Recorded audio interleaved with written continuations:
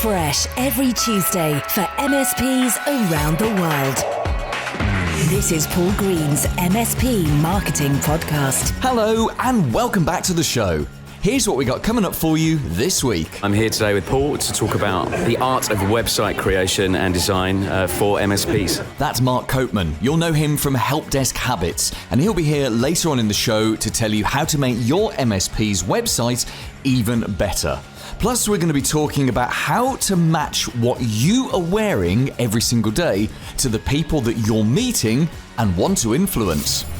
Paul Green's MSP Marketing Podcast. FYI, I want to talk about the USP for your MSP, PDQ, okay?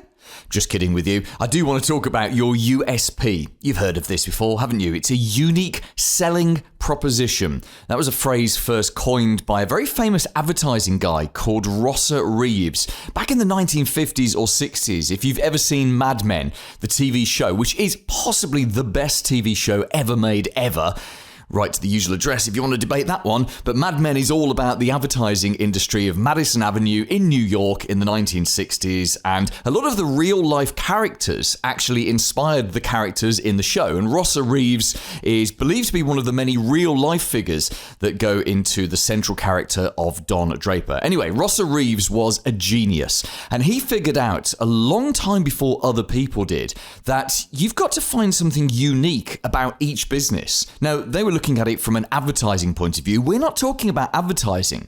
We're talking about general marketing. But if you want to market your MSP, you really do need a USP, a unique selling proposition.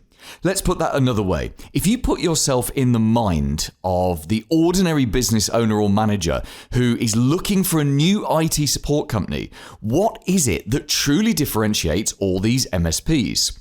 Well, I can tell you this. There's very little. There's very, very little that differentiates MSPs. Because if you look at the websites of all the MSPs, and that's pretty much how they will be assessing what's different between each one. If you look at the websites, they all look the same. They've all got the same kind of pictures on there, the same kind of words, the same lack of emotion, the same lack of warmth. All MSPs, or perhaps not all, but most MSPs look very, very similar to the vast majority of ordinary people out there who are ready to buy from them. This is a major issue because if you seem to be the same as everyone else, how are they going to know to pick you?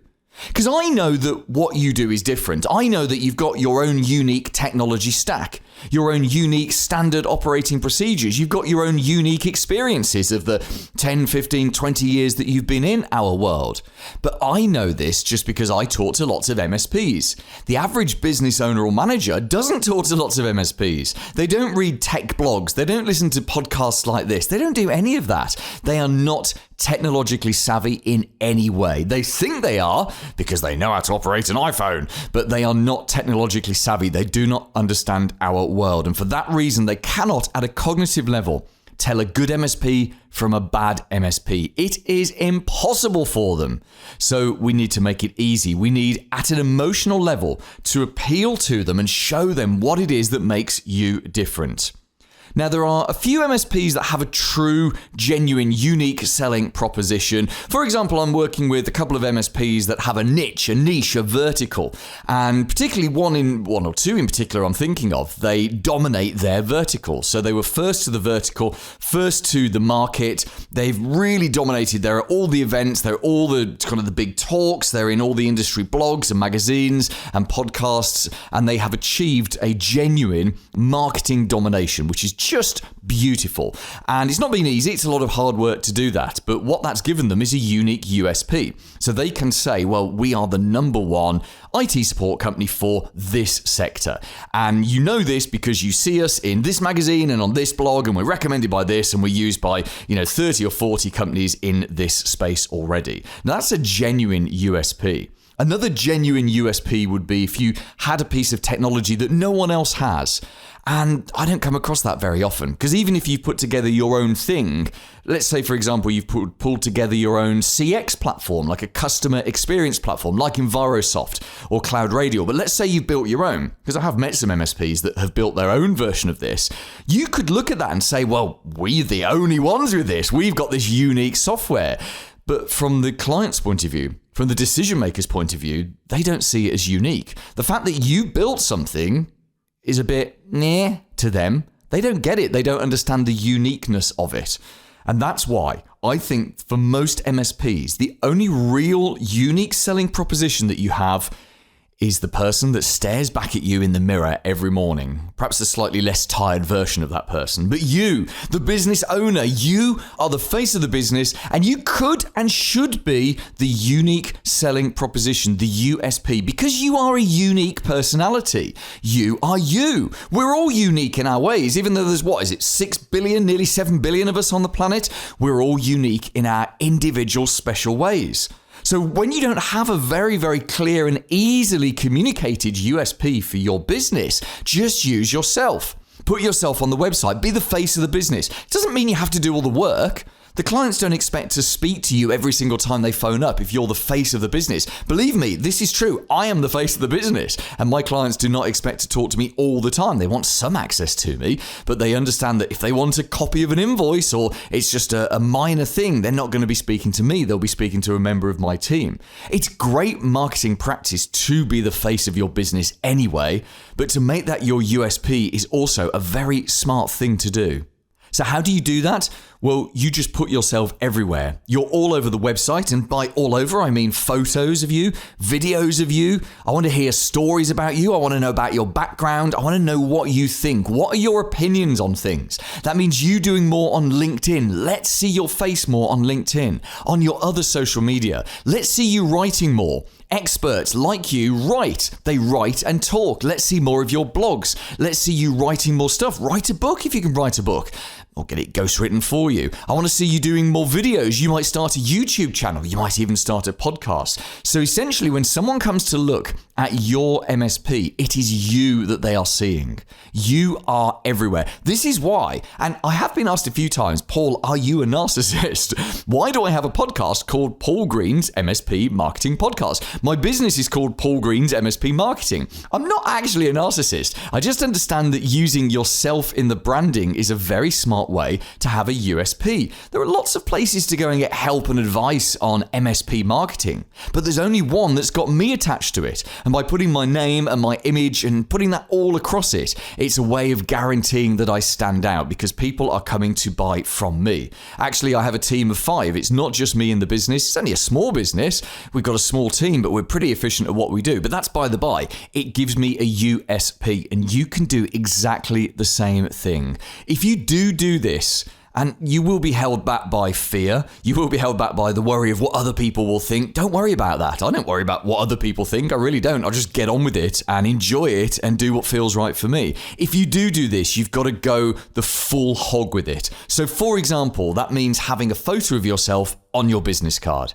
It means putting a photo of yourself on all of your sales documents, your sales proposals, your strategic review documents, all of those things. Why?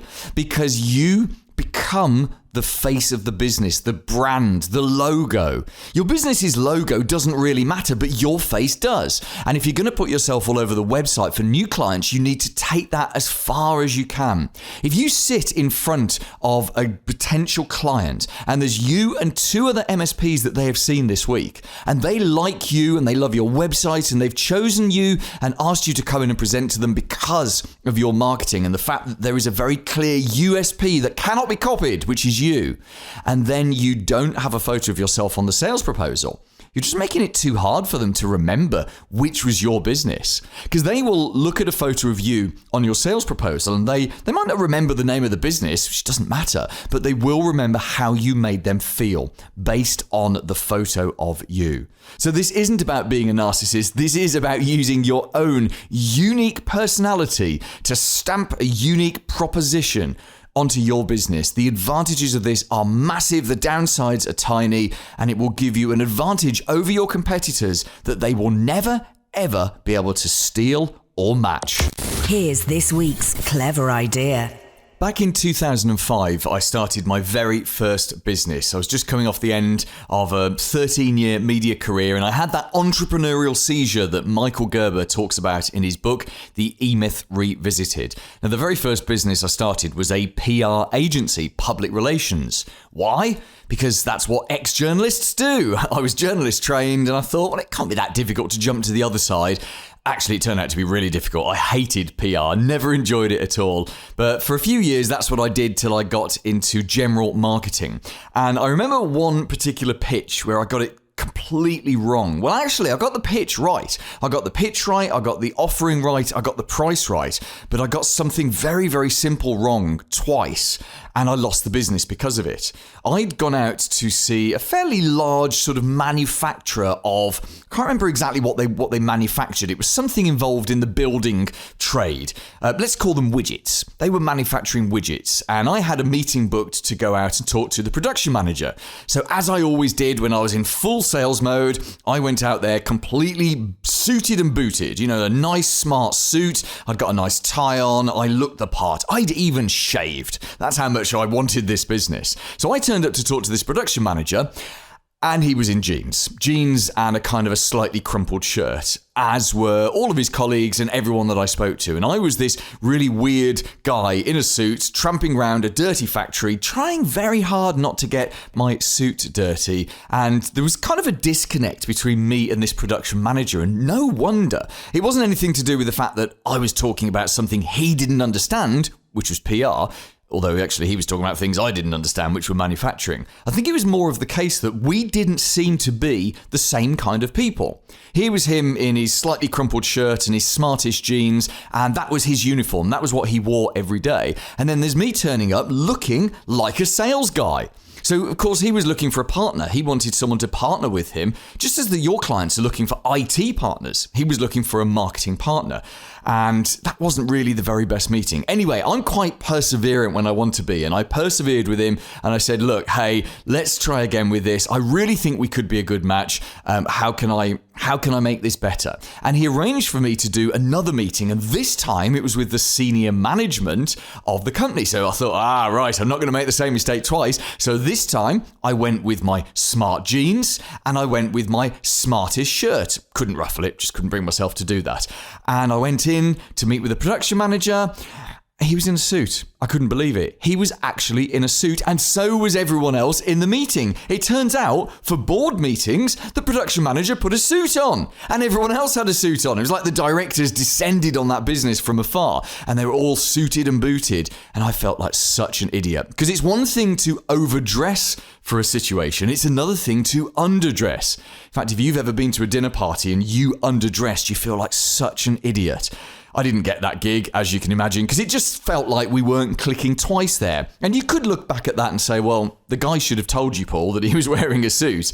And maybe I should have just double checked. And hey, I was young. I was developing my sales chops at the time. But here's the thing. The way you dress directly connects you or disconnects you from the people that you're meeting. And you need to be able to dress to match the people that you're meeting. In fact, that's a great example from manufacturing there. If you're going out to talk IT support with a manufacturing prospect, turning up in a suit would probably not be a very smart thing to do. In the same way that I've talked to MSPs in the past who've been out to see CPAs, accountants, lawyers, and they've turned up in their usual branded polo shirt and jeans, and they've sat in front of a lawyer in a suit.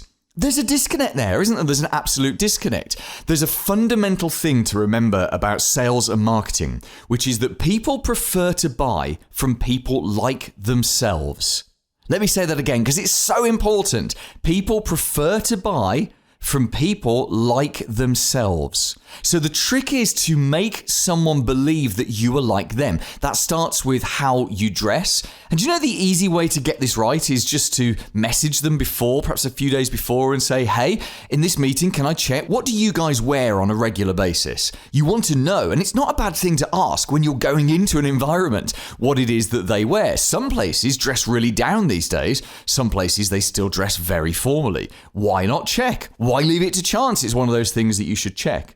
But it's not just about the way that you dress. It's about the language that you use. It's about the mindset that you bring into something. It's about the experiences you have.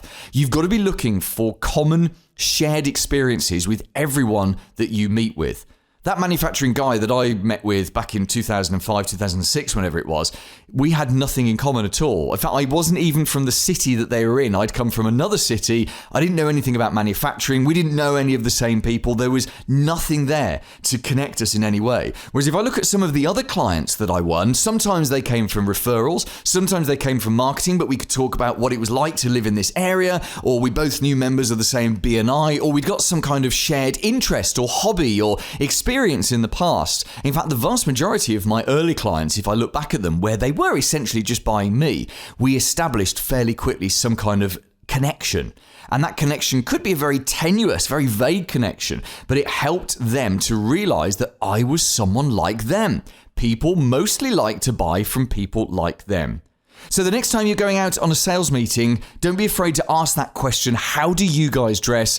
And don't be afraid to do a little bit of research on the people in the company, the people you're meeting. How can you find a connection between the two of you so that you can form that connection and win them as a brand new client?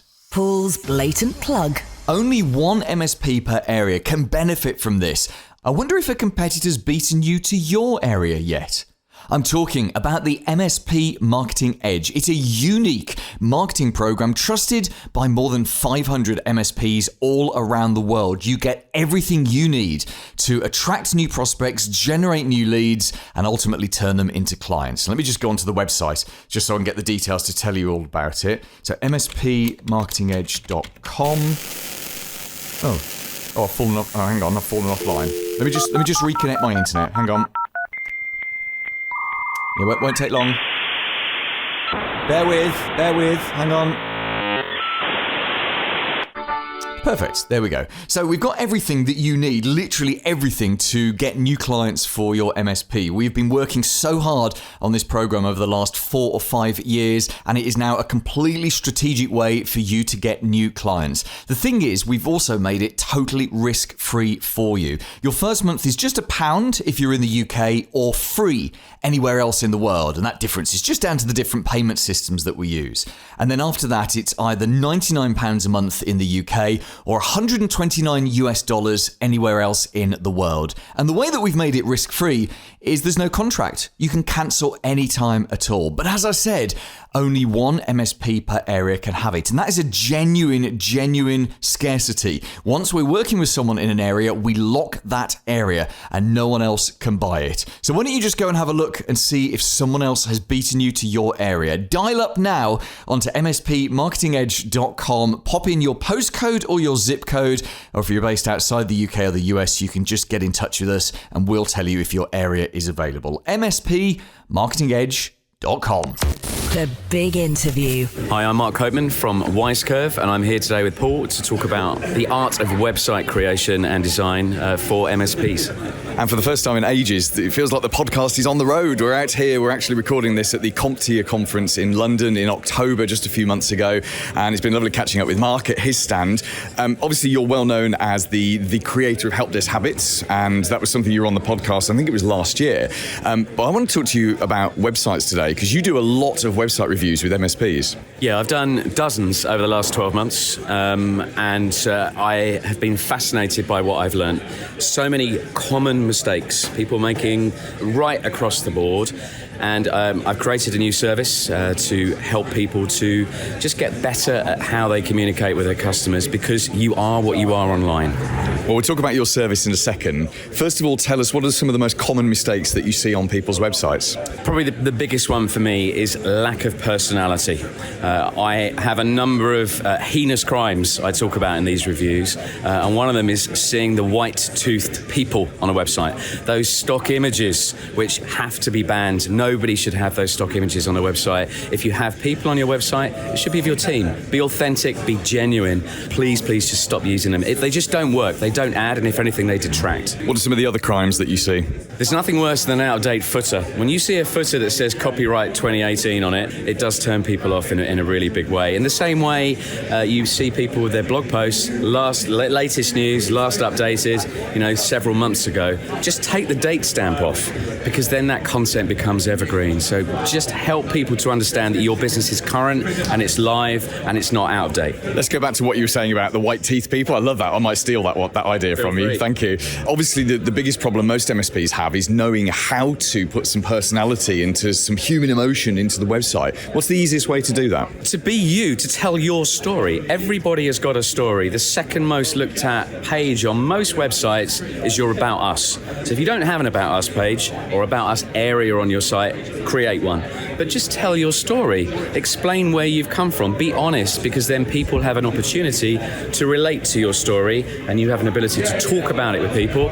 And then at the end of the day, people will always buy from people, so they can see your background, they can see your values, your ethos, what you're doing in the community, how you're helping people to get better at the businesses that they're running. Then people will relate to it and can start a conversation. And I find the opportunity for an MSP to do this is huge, because even when, I don't know if you find this, but when you do a website review for someone, even then they still don't go and change their website. So there's a tiny percentage of people who are getting it right, and it's their websites that are really resonating with the actual buyers out there.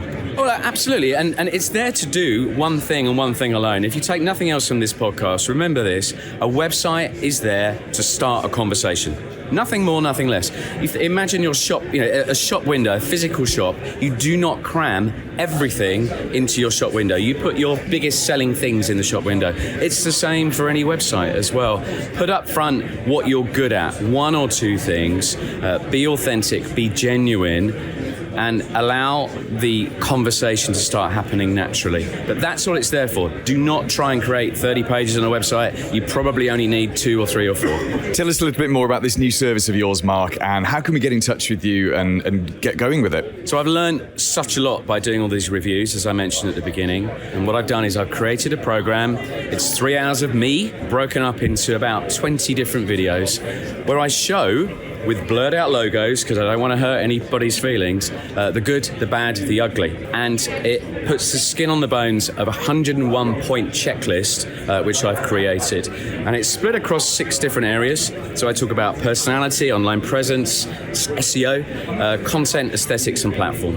And the idea being is if you can tick off those 101 points, you won't be that person saying to me, Mark, I've got visitors, but no one ever contacts me. So you can go to mspsitehub.com and find out all about it. Paul Green's MSP Marketing Podcast.